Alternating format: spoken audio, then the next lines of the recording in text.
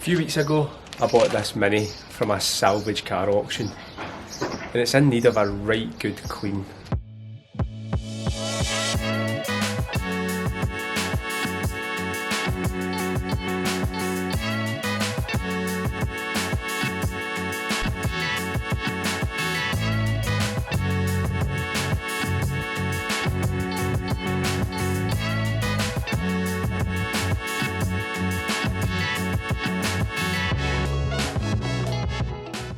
So the car's not in the greatest condition.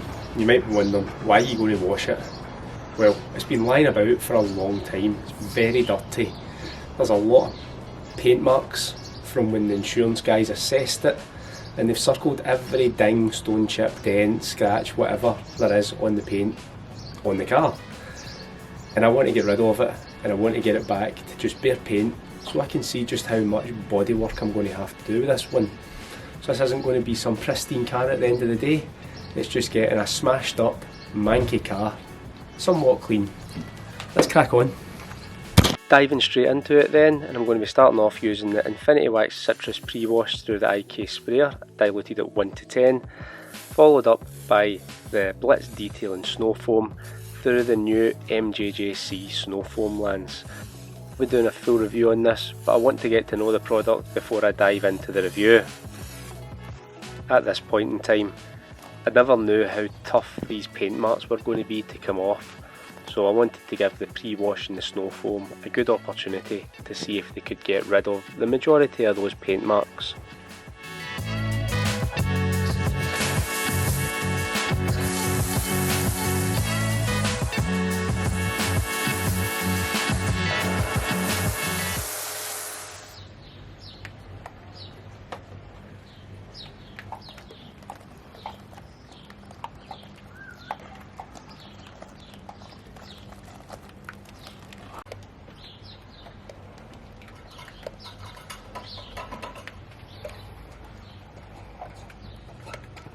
So after giving the snow foam pre-wash combination a good 15 minutes to dwell, this Blitz snow foam actually works really well with the MJJC snow foam lens. It doesn't separate out like some of the others do. We can start getting the combination rinsed off the car, and we can start looking to see if it's done any work on not only the dirt but the paint stick that's been used to circle all the chips. And what I've noticed is that in some occasions it didn't really do very much. However, as you'll soon see, on other occasions it just wiped them right out.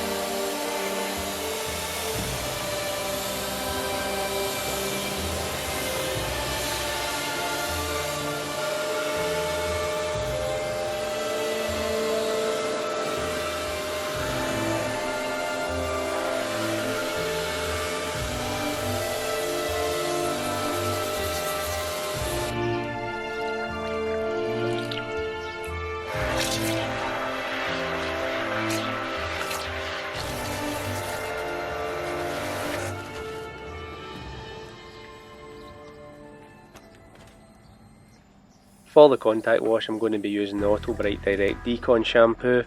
I've not measured it out, I've just went in with what I think is around about 50ml.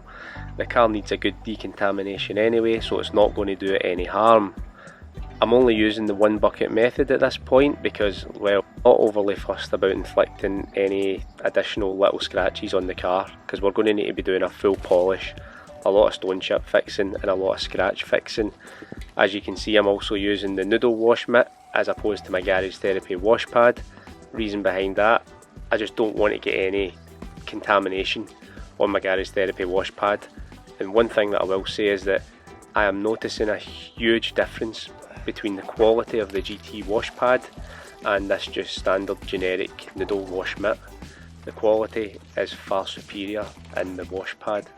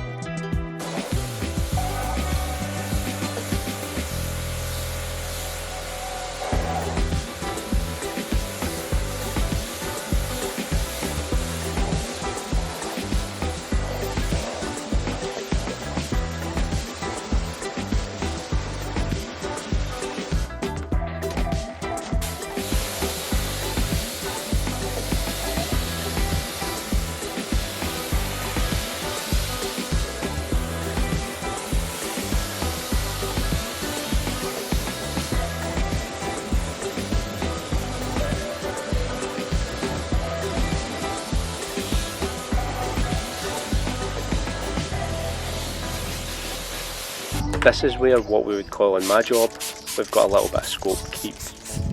The intention was just to give this car a very quick once over and give the paint a bit of an inspection.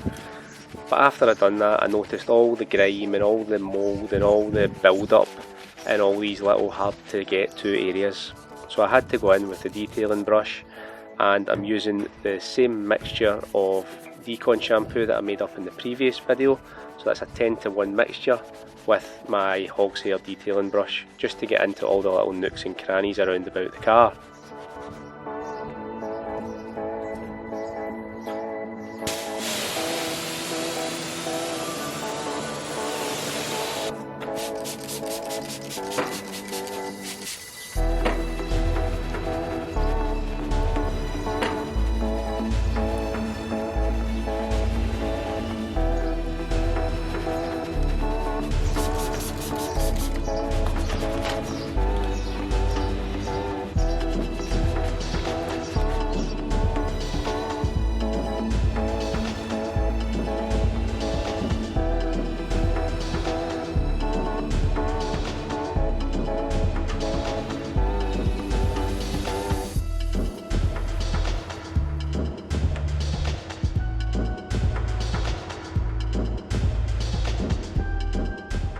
And with all of that, I can start looking at those paint marks that I was hoping to get rid of.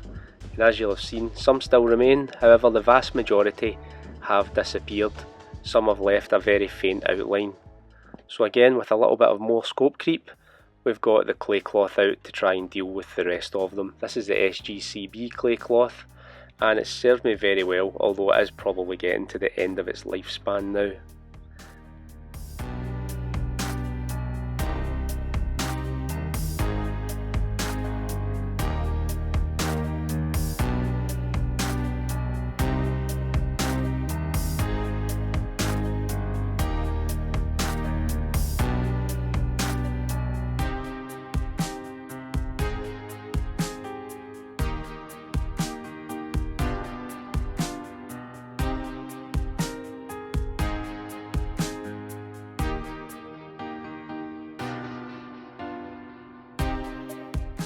Now that I'm happy that all the paint marks have been removed, I can let the car dry up. I'm not going to give me a drying towel because I don't need to, and I can go in for a little bit of an inspection.